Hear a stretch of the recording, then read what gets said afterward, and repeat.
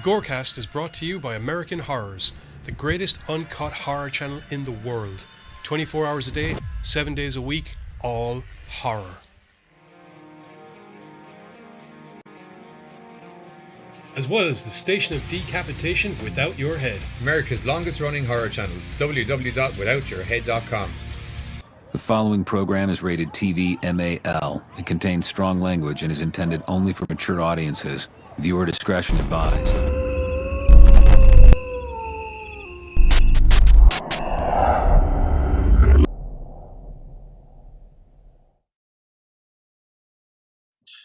What's up, everybody? I am Buzz, and the gentleman sitting virtually next to me is Carter. It's Tuesday, and we're back.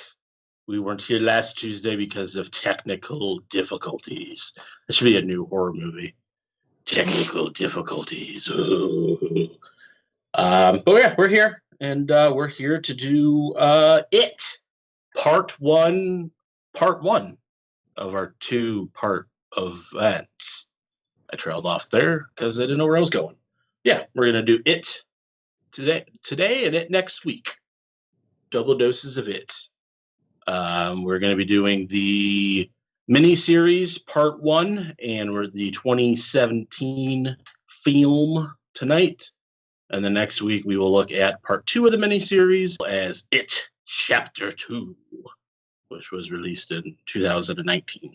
So, how are you doing tonight, Carter, my friend? I'm doing pretty good, man. How about you? I'm doing good. Had a beer before the show, so I'm good. Nice and relaxed. But other than that, I'm doing good. It's not balls hot outside anymore, so I can actually walk outside and not be hit in the face with death. So it's nice. Dude. It's doing that here too. I'm really digging on that. Being able to open up the windows and shit and just kind of relaxing.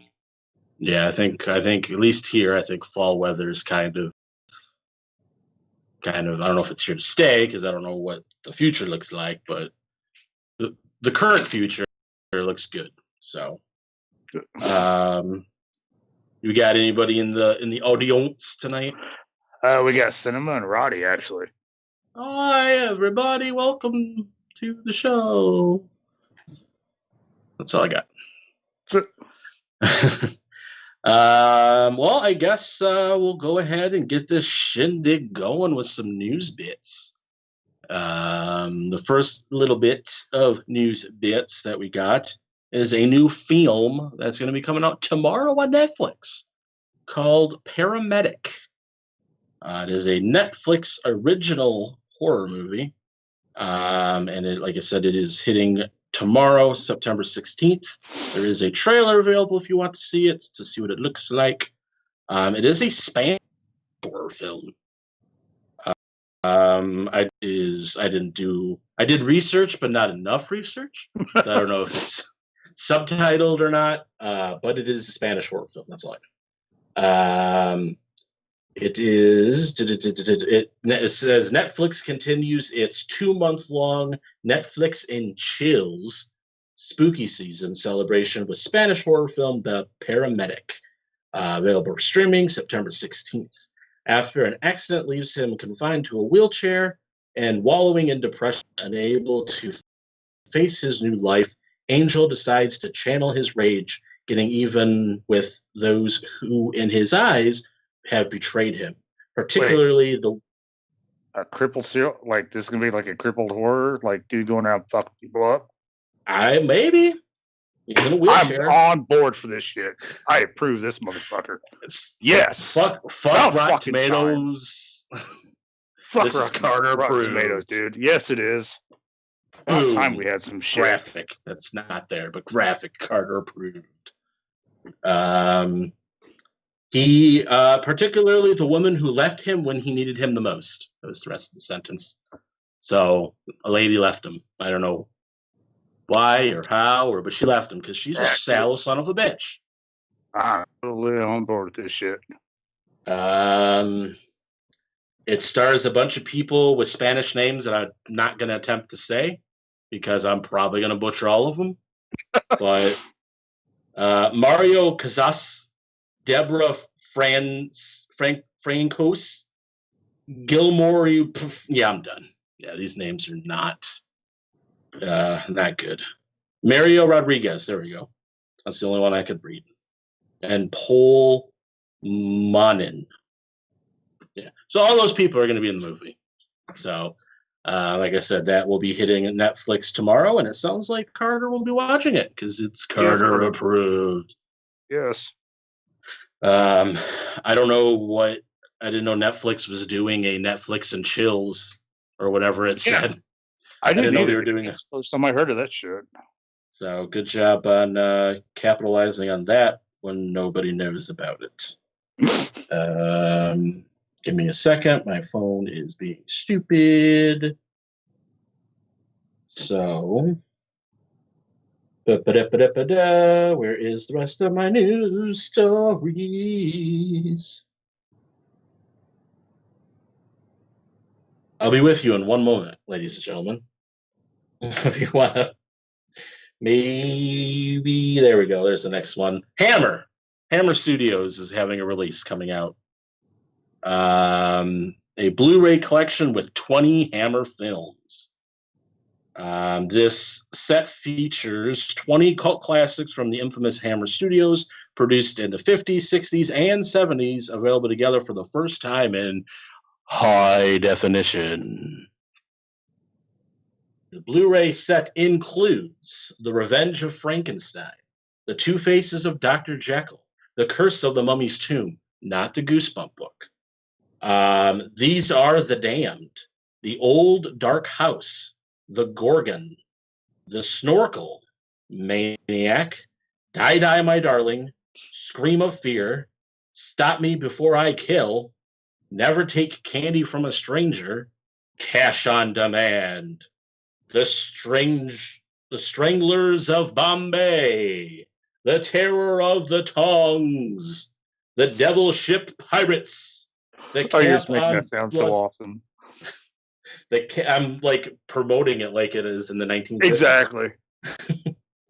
The Camp on Blood Island, Yesterday's Enemy, and Creatures the World Forgot. Those films will be that box set will be coming out November 17th of 2020. So if you're as I got tongue-tied, if you're a Hammer fan, there you go. Did they put a price on that? Because Roddy thinks it's pretty much just going to be high.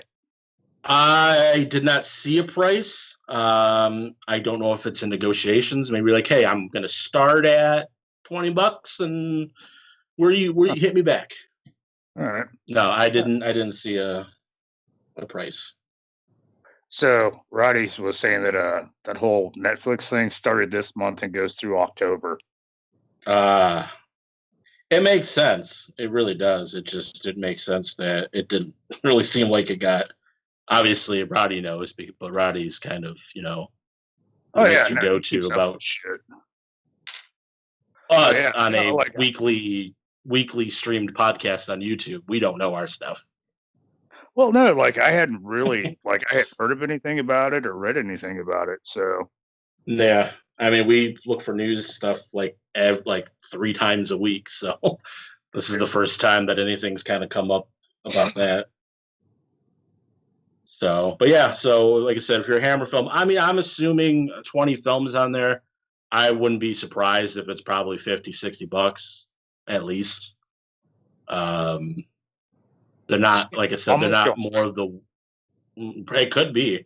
I don't have a way to look it up like on Amazon to see if maybe they have it like a pre-order or anything on it. But yeah, it wouldn't be surprising me if it would be about $50-$60 at least. Like I said, they're not like some of the more known Hammer films, so it might not be. I mean, it'd still be somewhat pricey because there's 20 of them on Blu-ray. So, but it's not like the bigger like Frankensteins and Draculas and all that stuff that might put the price up a little bit because they're more well known. So, 21 disc box set. It might not be it because it's a 20, so it might be. Did you say 20? 21 disc box 21, set. yeah, might be a different one then. That one's going for like 169. Okay. Yeah. Yes. Or black box. It's a black box that's got a red cross on it, and then a camera. Okay. So yeah, that one's like 169. If we get any information for you guys, we can pass that along in future episodes, if you care.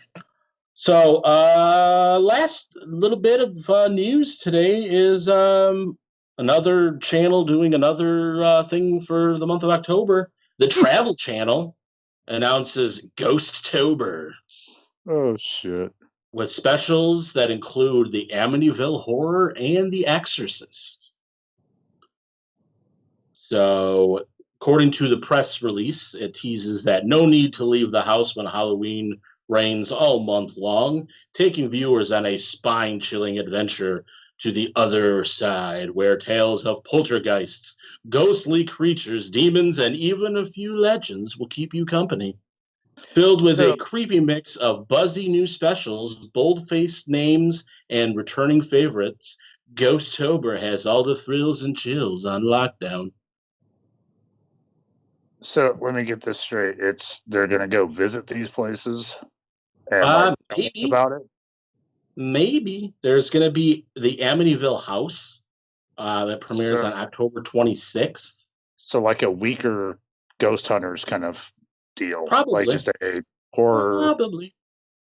And there's also going to be a Travel Channel talent featured new shock doc tell all holiday special called This Is Halloween, which I don't know what that means.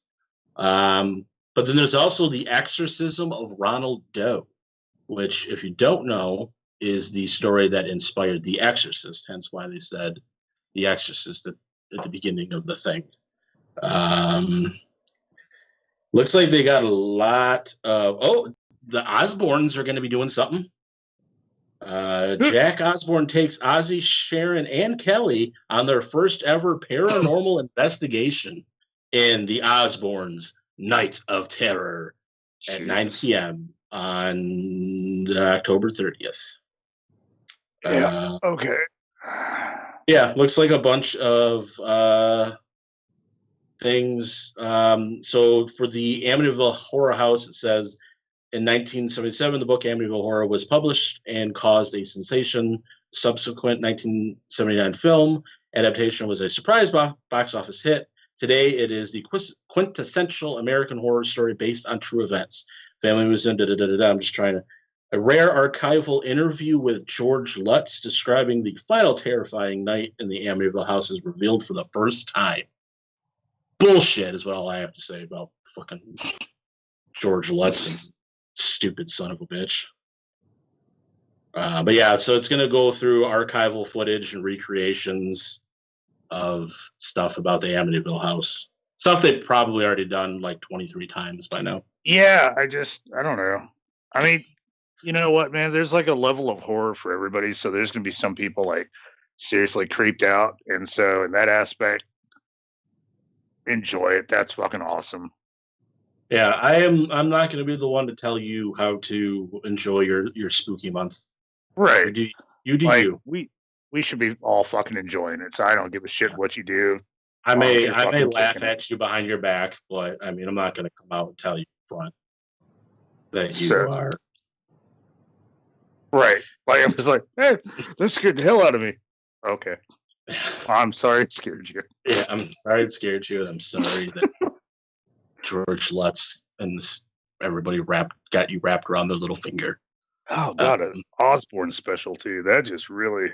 I'm not going to lie. I thought Osbourne was dead. No, actually. He's back on his feet. He's doing much better. Don't know how he's alive. I don't fucking either. Matter of fact, they're actually doing a oh, what the fuck's that called? I'm forgetting my word. Movie about you. Documentary, Biopic. or Or the biopic, I guess. yeah. And I can't remember who they said they're going to have to play Ozzy. Like I saw it in the news a few days back and completely spaced out the actor. The man snorted ants Right. in a hotel parking lot. Yeah. But no, like it is a kind of honest question of how he's still alive, because I think now he's got not Parkinson's, but maybe Timers? No, maybe not. I don't know. I think it's Parkinson's, but like he just had a real, and then he just had like a real bad bout in the hospital recently. But he's now out and kind of back on his feet, so I think that's kind of fucking cool. Yeah. Him and Keith Richards are just going to pretty much live for fucking ever. One thing that's going to be known was when the world ends, there's going to be cockroaches, Keith Richards, and Ozzy Osbourne. Look at that shit burn. Like it just... They're probably going to snort those cockroaches when they're done. You ready to move on to it? Not really, It's but time. sure. I got my notes. I wrote my notes last week before we were going to do the show. Hopefully I remember anything because I watched the films last week and I have amnesia sometimes, so I forget things after a short span of time. So for those who don't know that weren't alive in 1990 or maybe weren't old enough to watch this in 1990, the original It was actually a 2-part miniseries or 2-episode or whatever you want to call it. A long movie where it was on the ABC network, I believe. Yeah. And it was a 2-night event where we had obviously part 1, which is what we're going to look at now, and then the next night, part 2, which we'll look at next week. And it's funny because I remember them promoting the hell out of that. Oh, I was stay like, with us till tomorrow night. Yeah. The funny thing is, like, they got themselves a nice little cast, though. Yeah. Oh, yeah. For what seemed, I don't know if I want to say it was low budget or not, but it kind of felt like it with the effects and stuff. It's probably because their whole budget went to all the actors they brought on board, because there was a lot of it. You had John Ritter, Richard Thomas, John Ritter, Annette O'Toole, Tim Reed. I mean, there was quite a few fucking people that I grew up watching, like WKRP, stuff like that had already worked their way up. Seth Green, I believe, was in it as the younger somebody. I forgot which character he was. I know he's the younger version of somebody. And that he was Richie. There you go. Yes, beep Richie. Okay, that budget was $12 million back then. Not bad for a made-for-TV movie, though. Yeah, right. Especially if it didn't. I mean, I'm pretty sure it probably got money via like home theater, like home movie releases and stuff. But obviously, probably don't really get ticket sales because it was on TV. But funny story. I kind of told you guys about this last week. I didn't see it. Like I was just saying, I didn't see the film when it was originally aired as a miniseries. I had purchased the digital video disc or DVD, and I didn't know there was 2 parts. I finished the first part, and I was like, "Wow, this was very anticlimactical." Money back, motherfucker. Yeah. I mean, I only paid $5 at like a Walmart dump bin, so I mean, I'm okay with that. But I mean, it's $5 worth of entertainment, but wasn't the film that I was led to believe that it was. So how long did you own it? Did you realize? Probably a good year or so. I watched it, and then I remember watching it, and I was in my room, and it just stops for where it stops off at. We'll get into that when we get into the review. But and then it doesn't tell you anything, like flip over per part 2 or anything about there being a part 2 anywhere on the packaging or anything. And it just goes right back to, there's no credits, nothing. It just end scene, right to the main menu again. And I was like, huh, okay. That's kind of a bleak ending there, and no happy ending, and people were kicked in the nuts at the end.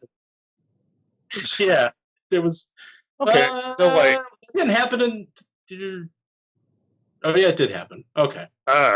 we've got Reaper saying that he's got to be honest. He doesn't think the original It is scary, and I mean, like, I agree, but you also kind of have to look at the format that it was on. You know, Yeah, it's they like, were very back limited. then, right? Like they didn't have the same freedom as say like AMC with The Walking Dead and stuff. When I look at movies that are gonna get remakes and stuff, this one to me like fits the like this. I was 100% on board with it because it didn't have its full potential as a made-for-TV movie or miniseries or whatever you want to call it.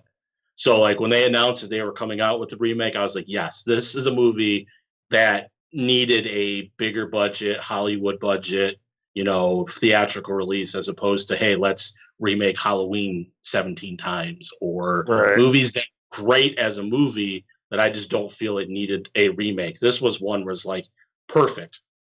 Made for TV miniseries. I felt it needed a Right. theatrical release.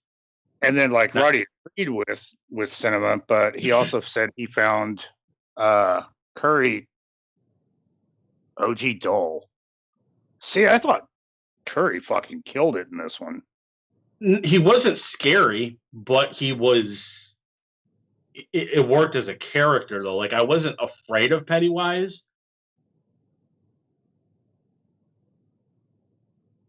Oh, okay. Oh, I'm sorry, I completely misread that, dude. Yeah. I think that kind of goes back to that whole TV thing. You know, like they were trying to do some horror-based thing, and you can't really get too into it. And Stephen King is such a hard thing to put on film, whether it be theatrical. I mean, like you look at a lot of King's shit, like Children of the Corn, Lawnmower Man. So much of his work just gets kind of bastardized once it goes to film that it's not even funny. I'm actually using Stephen King's It novel as my my microphone stand because it's nice and thick and tall.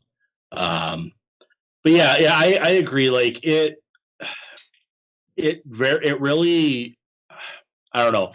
It was, I don't know what I'm trying to say. I thought it did well for the time. It did well for what you said with its restrictions of being a made-for-TV thing. Unless you're really afraid of clowns and those clowns creep you out, it is a slow burn though. I worry because so many people want to hold like older shit, like say TV movies and stuff like that, and they're like, oh well, compare it to like Hostel and stuff like that. That's not really like a good comparison just because you threw a bucket of blood on something. You know what I mean? So I feel bad for some of these like The Stand and all these other TV movies. They didn't really have as far or as much wiggle room when it came to trying to be scary and stuff like that. Yeah, I will say modern horror fans, so probably people that are in their maybe 20s, like teens, 20s, that's their thing now is if it doesn't have 18 gallons of blood and somebody's dick ripped off, then it's not scary. I'm like, that's 100% bullshit. Like I'm gonna get on like a little bit of a rant here that I didn't think I was gonna get on, but I can't stand. I don't mind those movies, but I just the love and or whatever. I don't know what I'm trying to say. I'm so admiration. There you go. The word I'm trying to say, you know what it is. Right. It just I don't get it. It's like I can't, like, to me, like it has to have a reason for the gore, for this. If it's just Oh. gore for gore's sake, I can't do it. Like, I kind of wind up kind of categorizing horror. You know, you've got like what we now started to call horror porn, Mhm. Saw, you know, stuff like that. Like, I don't mind just turning off my brain and watching somebody's arm get ripped off for Yeah. no fucking reason. But I also want, like, when I'm in the mood for fucking horror, I want a good story and a reason for that dude's arm to be ripped off this time. Like, Yeah. I That's kind how of feel like there's a category for everything, but you can't necessarily compare. Oh well, you know, that wasn't as bad as this one because of this, if that makes sense.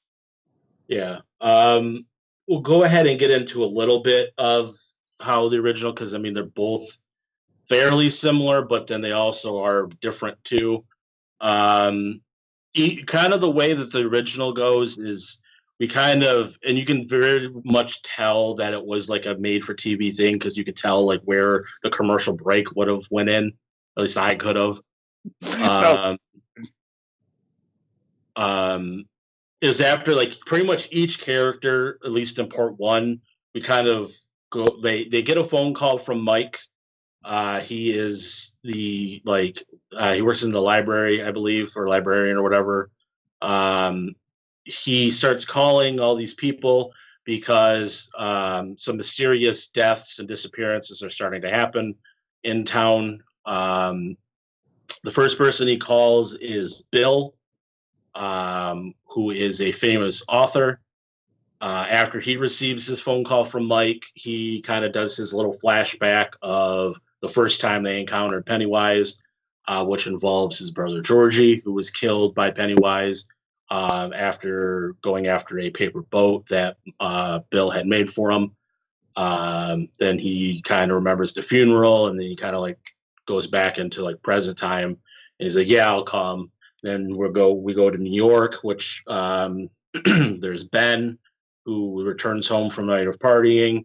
He gets a phone call from Mike. Then Ben remembers his encounter with Pennywise, which I believe was when he was in the library because he was the. And this is something that the remake does differently. Is they make Mike as like the town historian, but in the remake they make Ben as the town historian, and Mike was just kind of a different character altogether. At least in the first part, I still haven't watched it chapter 2 yet, so I don't know how much that's changed because, like I said, I haven't seen it yet. So, well, but I mean, like, even by watching the first one, they definitely have laid out things differently. yeah, So Ben was the new kid in town, just kind of how he was in the original or the remake. I'm sorry. His little encounter he has in the library, he doesn't really know a lot of kids, so he's just got his nose in the book at the library. He follows a balloon downstairs into the basement of the library, and then that's where he meets Pennywise, and then he becomes some kind of weird monster, attacks him.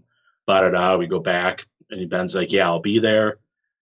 We go to Chicago, Illinois. We got Beverly Marsh. She's with some abusive boyfriend, I believe. I don't really say if he's a boyfriend or boss that she's just sleeping with or whatever. Doesn't really have much of a connection besides the connection that he's abusive to her, which her father was abusive to her when she was younger, which she gets a phone call from Mike that gives her flashback of when she first encountered Pennywise, where she had a little encounter with her abusive father. She went to the bathroom.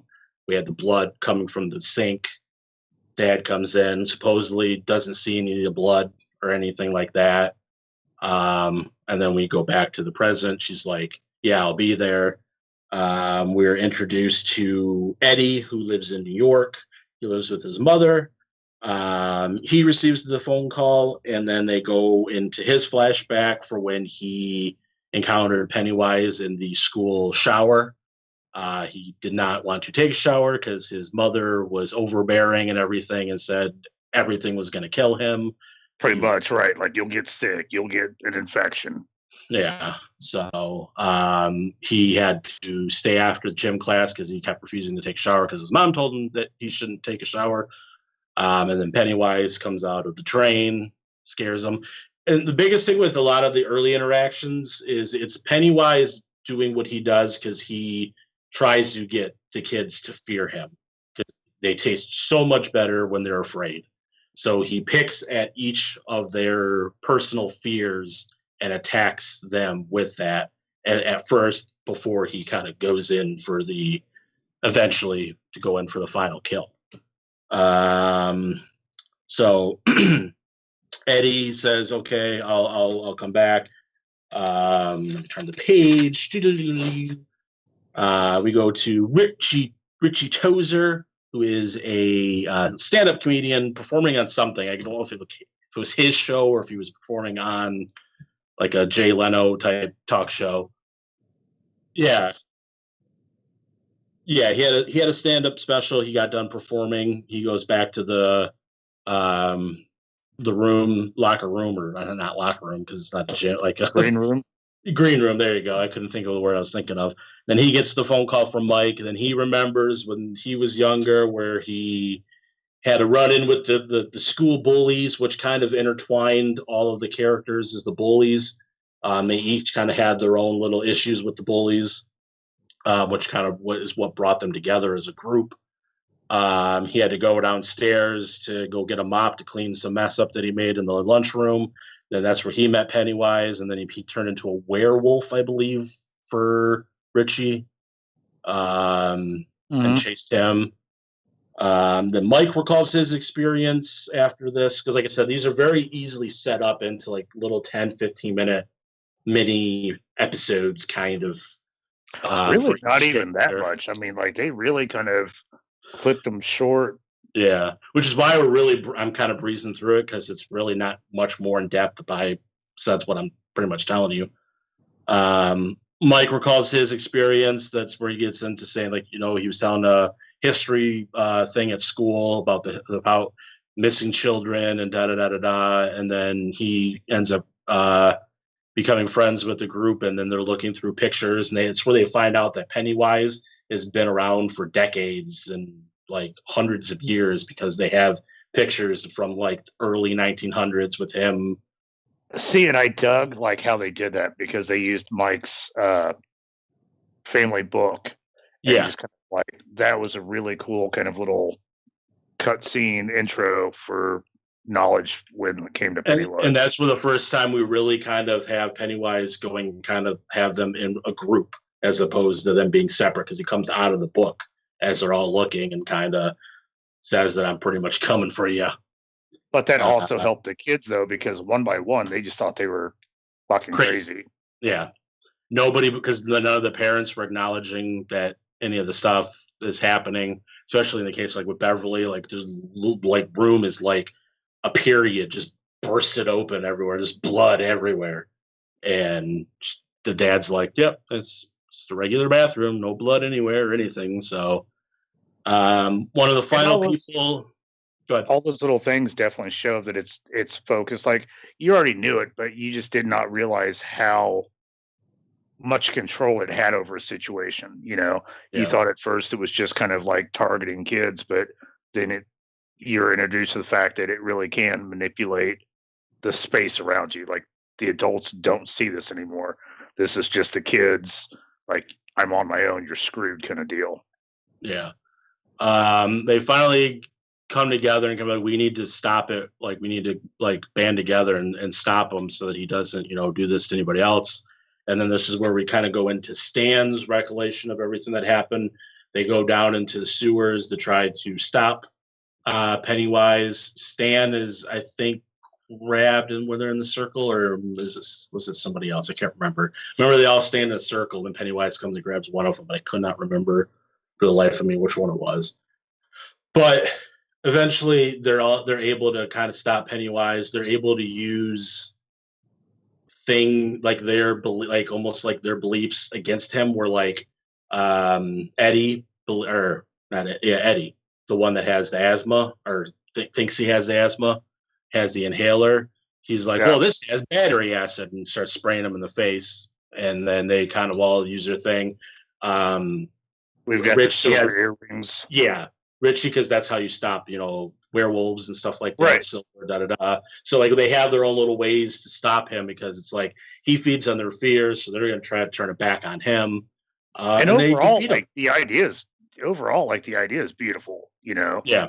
It's literally a battleground on like in this whole kid built kind of deal, and so like I really dig the fucking story as overall and shit. Last shot we're given is Stanley being the last person to receive a phone call.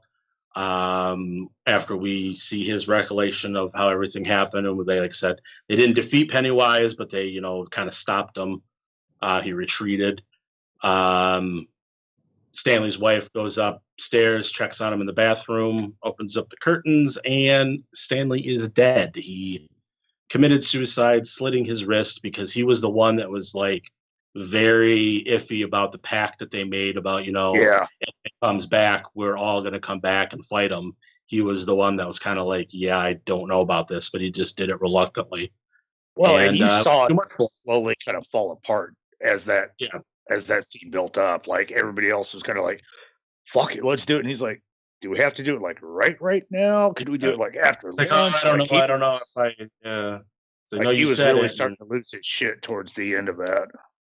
Yeah. So that ended the first part of the miniseries, and we kind of gave our opinions a little bit at the beginning. It is what it is. It was okay for its time, but was you could definitely tell it was restrained by either budget or the fact that it was on cable, or not even like basic cable television at the time, especially in 1990. So they're very limited on what they could do.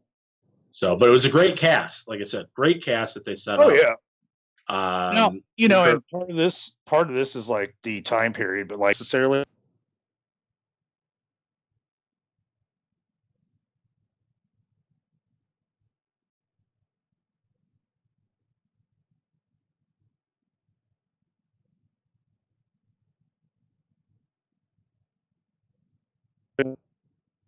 It's pure Tim Curry. Right. I don't know if I've ever seen a character. You said it is pure Tim Curry. Right. Like, I don't know if I've ever seen him play a character that I didn't dig the shit out of.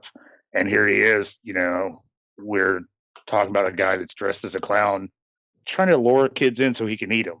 And it's just that flip over of like, oh, hey, but I'm going to be your buddy. I'll be your friend. And then just monster. Like, it was just awesome. If nothing else, just his part alone in the movie. We'll go ahead and cut to the trailer so that we can come back and do It, the 2017 version, which kind of pretty much ties into the first part of the miniseries. So we'll catch you after the trailer.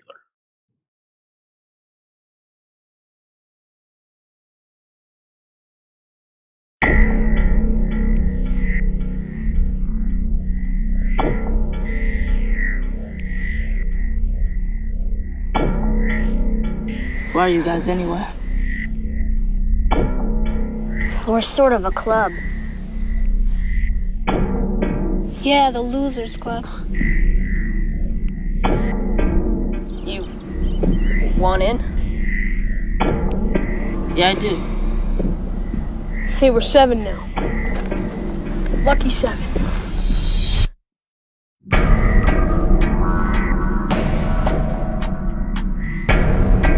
I want to kill it. I just want to forget about it. It's not just us. It's all the other kids, too. Who's gonna be next? It kills kids, damn it! You killed my brother George, you bastard! Let's see you now. Maybe it's the water. The water? Maybe it's the sewer. Hi, Georgie.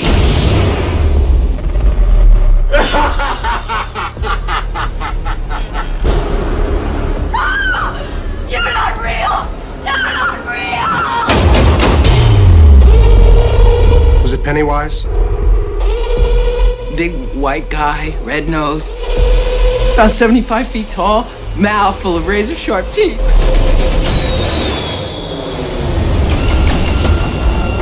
You smell that? That's death. Losers fight it. Losers die. They all flow.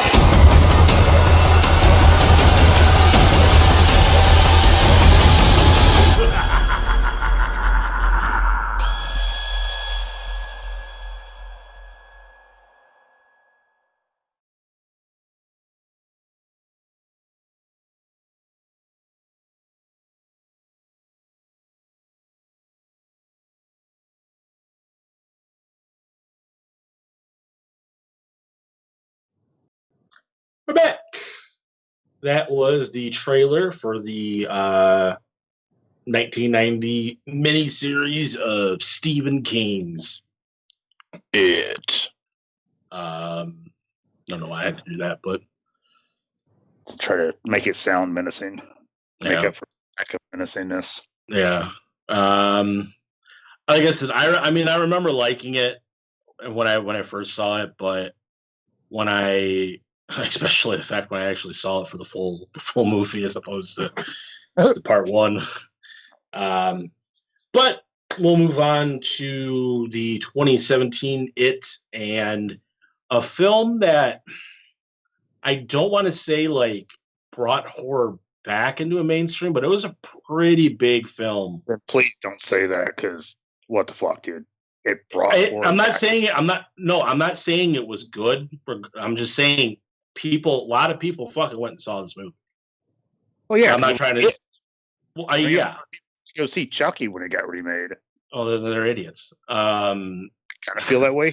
Like I'm not saying it was a great movie. I'm just saying like, and that mid 2010s, 17, the horror wasn't as and it's what it kind of always is. It's there, but it's not like when you look at the box office next week and it's like, oh crap, a horror movie was number one.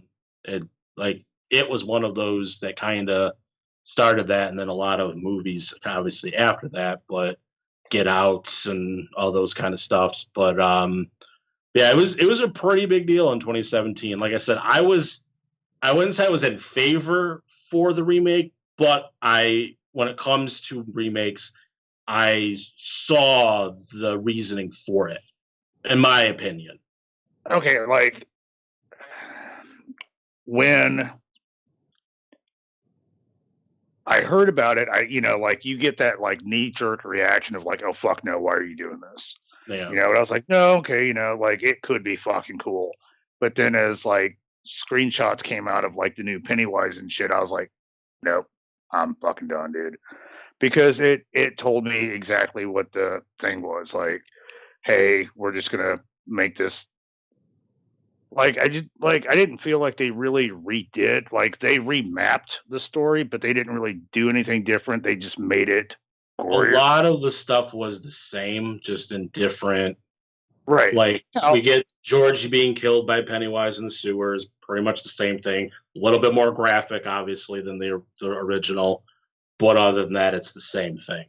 But what they did different, though, with Chapter 1 to Chapter 2, they split them in a series up and told all of the kids' story with no flashbacks in that first one.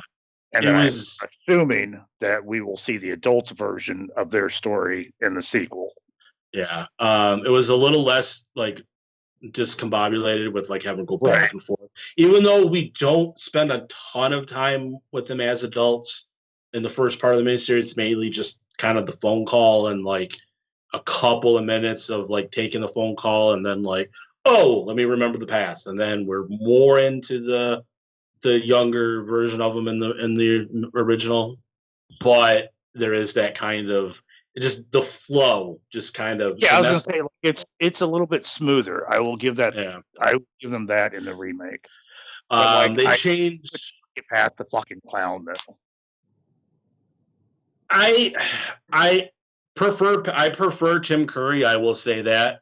I don't mind Skarsgård, but I do prefer Tim Curry. Skarsgård took the completely, creepy aspect as opposed to the, like you were kind of saying, almost like the Jekyll and Hyde of best friend then turns into the monster. He was just pure monster, pretty much, as opposed to that kind of that back and forth. Well, and I mean, like Skarsgård. Yeah, Bill Skarsgård. I wanted to make sure I was pronouncing it right. Yeah, he was the original Pennywise. Like they had hired somebody else, but like due to whatever situation, I think like filming got delayed or some shit, and the original actor eventually backed out, and then Skarsgård got picked up. Yeah, and I kind of just like as I see him in makeup, I just kind of was like, hey, it's not Tim Curry, so let's make it scary. Like, you know what I mean? And so we just wound up with what I felt like was a goofy version of a clown. Yeah, he tried to be creepy, right? But it was on a more plot to do it, or the monster mouth to fucking do it, if that makes sense. Yeah, it was on a more unrealistic level, the way he was portraying it. Like, I don't know. Another thing is, like, I was kind of touching on it in the first part, was the characters kind of got shuffled around a little bit. Like what they like I said, Mike wasn't the historian. He kind of had his own weird backstory about how he was living with like his uncle.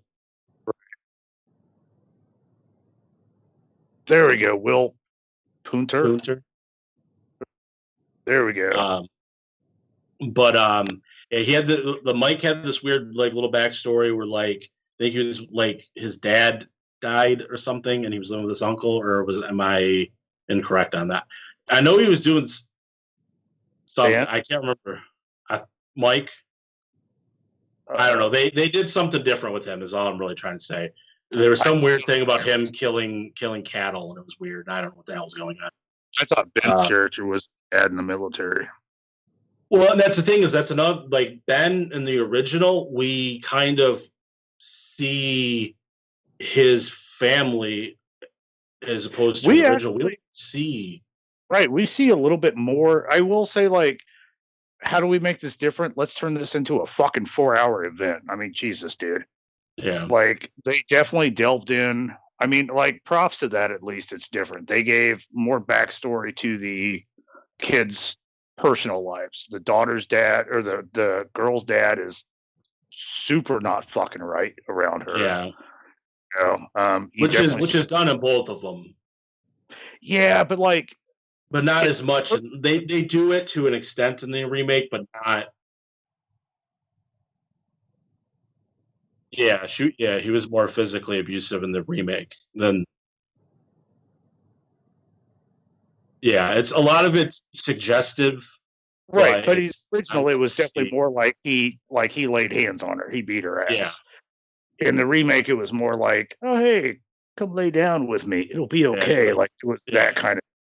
It's like we find out Ben is living with his cousin and aunt in the original with his mom, and that's where. But then in the remake, it's just Ben's a new kid, and then we know nothing about his. They don't really talk about his actual background, and we don't really. The only people, like family members, we kind of see is. You got that ass backwards. In the remake, we see him living with the aunt and his cousin. Sure. Yeah, because he. Oh no, I'm sorry. That is the original. Yeah, I was gonna say because it came in and took something from him. Because I remember he came home and his like cousin was making fun of him. He wrote that letter to Beverly, and his cousin he does that in the remake too, but. His cousin takes it from him. He beats up his cousin a little bit, and then the aunt comes in and is like, "You son of a bitch!" And that's not what she said, but. And then the mom comes back home, and you feel bad. Bad. Dead, then I must have blacked out because I literally do not remember that happening in the remake.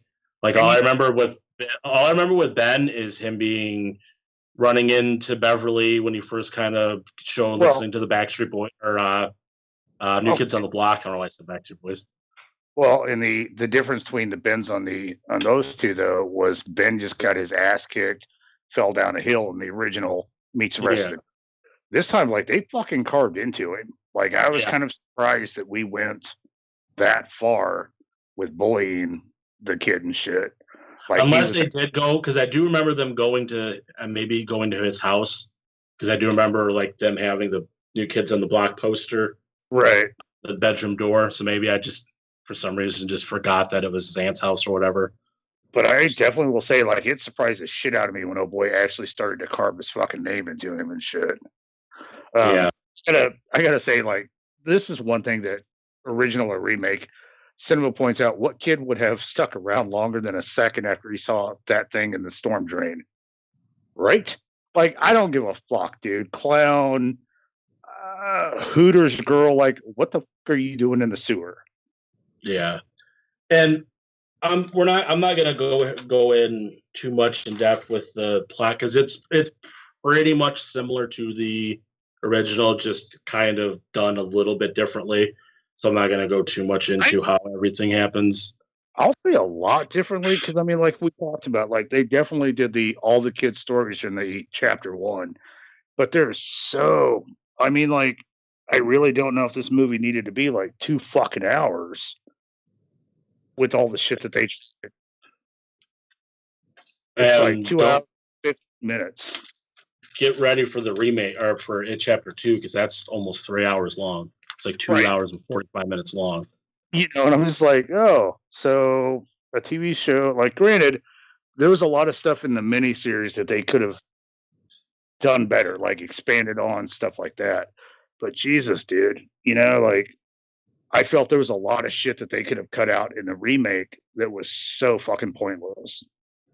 Yeah, they kind of, I don't know, they kind of had those little moments where it's like they tried to kind of show how those little side moments are like, they're swimming in the lake in their underpants. And it's like, okay. Like Mike's family being the cattle killers. Yeah, that didn't really, it's kind of weird.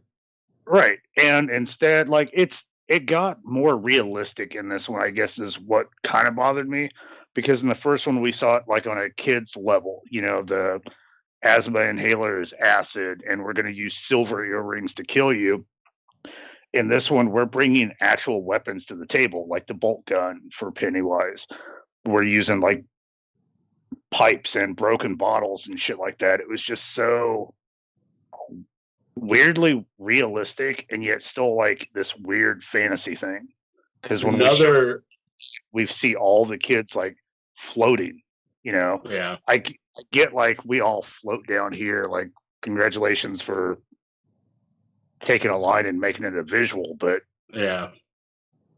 We also have a second kind of group encounter with Pennywise that they don't really have in the original, in that house, where they kind of all have their little encounter where I think Mike is, I can't remember now, but like they're all in the house, they just barely escape. We have a second, another encounter with Pennywise as opposed to just the main one at the end in the sewers. Another thing that's a little different here is the kidnapping of Beverly. We didn't obviously have that in the original. Pennywise kidnaps her. And the guy, I can't remember his name, but in the original, one of the bullies gets scared because he follows the kids down in the drain. Pennywise scares the shit out of him, and his hair turned white. Yeah. And he winds up escaping from the mental ward because they pretty much pinned all of the missing kids' deaths on him. He's batshit crazy now, so they're like, well, must be him. In the remake, he just got fucking offed. Like, it was weird. But he kills his dad, because he does kind of go almost like he's going crazy from Pennywise, because there's a scene where he's in the house and he's like Pennywise, they have the thing on the TV, they're like kill him and all that stuff, and he like takes the knife and he kills his dad, and he kind of goes and looks like he's gonna go do the same thing. He's gonna try to kill some of the kids and maybe get everything put on him, but then he, like you said, he gets off himself. But it was just a weird, like, in the remake, they definitely, like, oh, he's a fucking killer. Like, you know what I mean? Like, it was just weird because he was supposed to be a puppet in the first one, and in the remake, he's just a bona fide fucking killer. Yeah. The thing that just drove me crazy about this one is it's just too much like unnecessary CGI. Like just too much. Like, yeah, the whole dancing thing where they're in that house and just like him opening his mouth and light. I was just like, okay, let's tone this down a bit. And I kind of felt like in the first one it was and maybe that like it's my interpretation. I always kind of felt like it was supposed to be some sort of demon or something, and I didn't get that same feel here in the remake. Yeah. I totally missed the whole he's an alien riding in on Space Turtle. That's in the books. They have the God Turtle. Oh. There's the book is that totally reinforces, dude. They bastardize the shit out of his books when it comes to movies. Wow. Well, I was gonna say,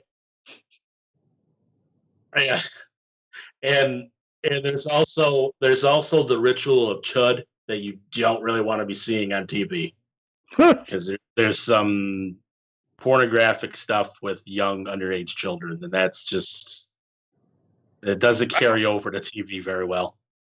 All right, then. So if you want a doozy, read the book. The only thing is it's going to take you like 8 years to read it because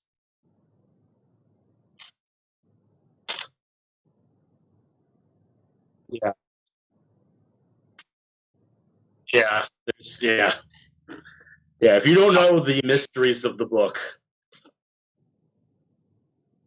that was what the ritual of Chud was supposed to represent, was the fact that they were kids and the fact that they went through this and they were going to become adults so that they weren't going to be affected by Pennywise.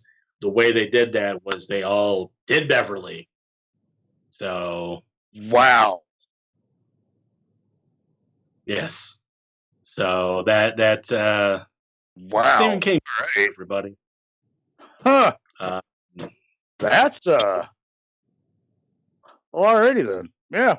Then okay. So there's demonic creatures, god turtles, and a kid orgy. That's the book. Wow, that's a lot to fucking take in. It is. You know what's gonna help?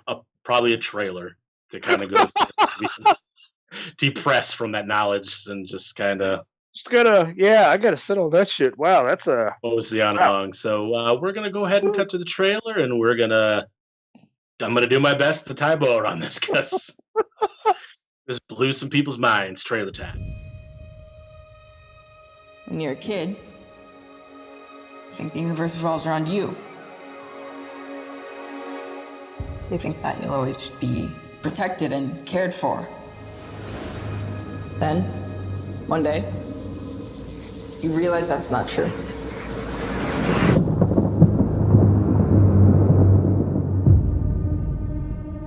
Because when you're alone as a kid, the monsters see you as weaker. You don't even know they're getting closer. Till it's too late.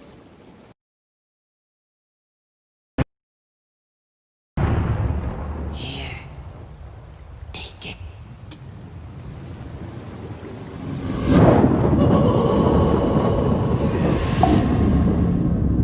My grandfather thinks this town is cursed. That all the bad things that happen in this town are because of one thing. An evil thing.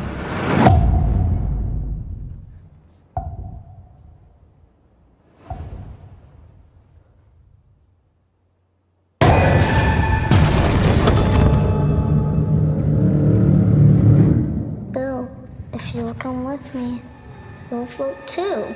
George. I saw something. The clown. Yeah, I saw him too. You'll float too. What happens when another Georgie goes missing? We'll float too. One of us.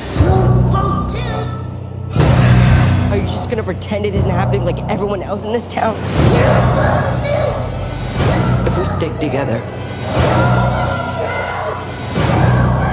we'll win.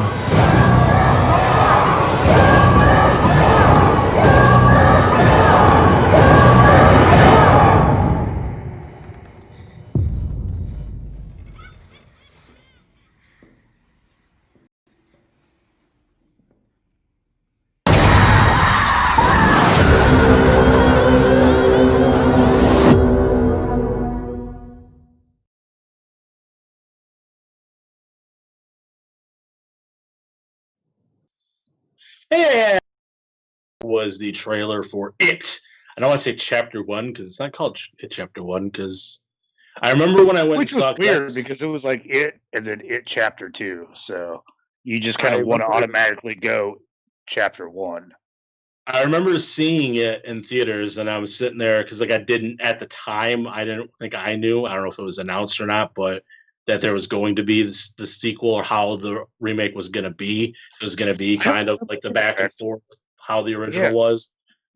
So like I went in and like seeing it, I'm like, there's way too much of the kid stuff going on. So I'm like, the movie ended. I'm like, well, there's got to be a number 2 because there was all the adult stuff. Right. So I remember to say the 2017 It. So is the chat saying anything? Basically, Cinema is saying, oh yeah, the MCU got nothing on Stephen King's connected universe. And I've heard that a lot before from friends that just you'll run into characters from like say Stephen King's It and like Christine or stuff like that. A lot of those he kind of has built this entire world book wise where you'll run into a lot of his characters and shit. Yeah, I have probably one of the only like horror authors I actually own books of because I'm just not a book guy. So, but like you know, man, that's Cemetery or 2 on my list that I had to have. The only Stephen King book that I've actually read and enjoyed was The Dark Half. I tried other books, but like I just couldn't get past like the long intros and Yeah, stuff like I know like it's over like 12 close to 1,200 pages. It is. Yeah, like I said, I have it's while I enjoy a well described atmosphere, the whole like and the cigarette ashtray next to the coffee mug on the coffee table. Okay, my ADD's kicking in. I can't fucking do this. Like I've never been able to really make a run at his books. I prefer like the books that have a bunch of those short stories in it because there's like obviously I had the Skeleton Crew. Right, I did his short stories, but The Dark Half was the only like full book that I've actually been able to make it through and shit. Then Reaper was saying that the book Tommyknockers even kind of reveals that it is still alive after the book. Okay, that was another one that they threw as a made-for-TV like movie. This is the Tommyknockers. What was it? The Stand, It, and then Tommyknockers. Oh, Needful Things. Yes, a lot of his went to like Storm of the Century. Was that one of his? Yes. Okay. A lot of them were all on ABC. He must have had some kind of deal with ABC because, like, I think those were all on ABC. Still downloading. Okay, I'm good. I was just. We have a picture that I guess Giz said that the only kind of Pennywise that will lure him down a drain would be this Pennywise. That picture very soon will be popping up because I can't see it. But and I totally agree with Giz. That's the only thing that's getting me down in the fucking sewer drain. Sorry. Oh, and Cinema Reaper said, and the Langoliers. I forgot about that one. Oh, the Langoliers. Yes, this is another. God damn. Thanks, Reaper, because I completely forgot about that one. Stephen King, you need to. Was it Firestarter? No, Firestarter was an actual movie. Yeah. There was that That was another one that was made for TV. That Drew Barrymore is a young child. Yeah. So yeah, yeah. I never saw it, but I knew that. I knew that little bit. Really? See, I Yeah. love the shit out of that movie. You got to check it out. You know. I'll get to it eventually. I mean, I swear to God, dude. Like, we have to like come up with themes just to make you watch good shit. Pretty much, because I got to watch. I haven't seen pretty much 90% of the movies that are mentioned. So most of my week is watching the movies that we have to watch for the show before I can watch anything on my own. So that's my life, guys. But I think that's going to wrap it up for this part 1 of the It special. Next Tuesday, bearing any technical difficulties. Yeah. In honor of It Chapter 2, next week's episode will be 2 hours and 45 minutes long. There probably will be times where Carter and I will just disappear, but we'll just be here. Like, we'll still be streaming, but we just won't be physically on camera. And you'll just have to watch this. I am so not looking. I will go get ice cream again. That's a good little bit. So long to get through, like, Kevin Costner's, like, Waterworld and the post. Oh, Waterworld. That's another. Nothing that fucking long. So.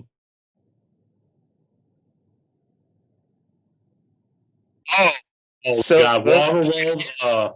Those that can't hear, apparently, I am being told that Oh, okay. I am dissing the fuck out of Waterworld, dude.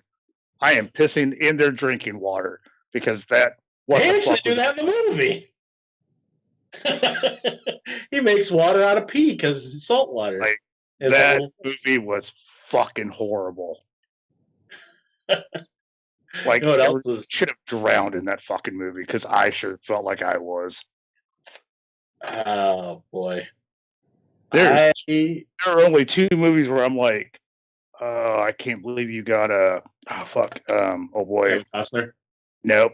The good one. Dennis Hopper? Yeah. I'm like, I can't fucking believe you got Dennis Hopper to do this bullshit. Waterworld and Crow 4. Yeah, Crow 4, I can I'll vouch that one. That is a steaming pile of dog feces. Waterworld, I cannot. Also on Waterworld, dude. Ooh. Yeah. If you keep going, Johnny's going to somehow make it an episode. So I would probably tread lightly if you don't want to watch Waterworld. In a world that, like, it's all done. And Kevin Costner making pee water. I like Kevin Costner. I'll be honest with you. I'm a fan of his films. But... Like, then he got in this weird, like, how can I make a fucking movie, dude? Like, back to back. Dance with Wolves, The Postman, like all these fucking movies, dude. Like, you had to take a day off your life just to watch what the fuck magic he was going to bring to you. Where did we get off on Kevin Costner? I don't know where we detoured. This took a turn and a half. He was in he was in Wyatt Earp.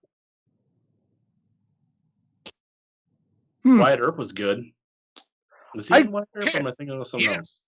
Well, there was like Wyatt Earp, and then there was like Tombstone. I think he was. I fucking love Tombstone. You know, I'm not like I dig Costner, dude. He just got into this weird like fucking. Costner was the bomb in Phantoms. Tell people like, I just know. I know. I was just trying to support him. That was the first thing that came to my head. I know he wasn't in.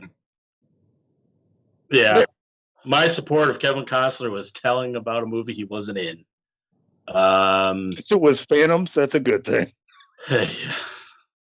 Affleck was the bomb in Phantoms. We're a bitch. Phantoms like a motherfucker. Yeah, well, we detoured really bad here, and I apologize. I'm supposed to be getting this Waterworld ship on the right direction, and it just fuck. I told you. Pirates of the Caribbean, dude. And I will. Duet. We're gonna do like Tiger King. You have to bring back GoreCast. GoreCast's back. Yes. Oh, thank you, Carter. Dude. All this goodness is all because of Carter. Did you see Carol Baskin did the Dancing with the Stars? Yes, I saw she's coming on Dances with whatever. I'm gonna say Dances with Wolves. Carol Baskins and Dances with Wolves. So yeah, if you guys want to thank Carter for our upcoming episode, he likes fruit baskets. Send him. Okay, you want to be a smart ass, but I do like fruit baskets, fucker. I mean, who doesn't? Who doesn't? I don't give a fuck.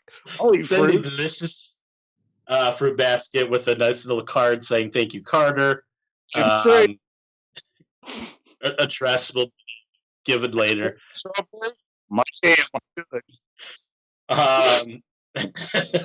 But coming up for the rest of the week, Thursday we have a fun little topic for our group chat. We witnessed a great trilogy which had an awesome third installment. Next week we have ones that probably should have stopped at number 2. We're going to be looking at RoboCop 3, Alien 3, the theatrical version, not the special edition that came out 2003 or whatever year, and Scream 3. So a bunch of third films that shat down their leg. All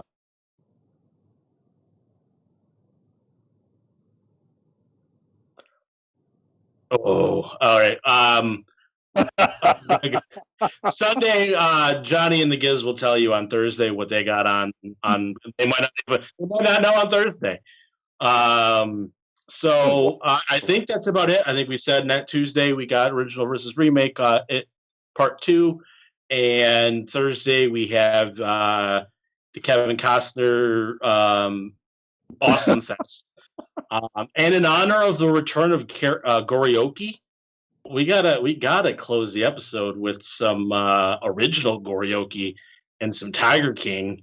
I'm trying to remember how the song went now.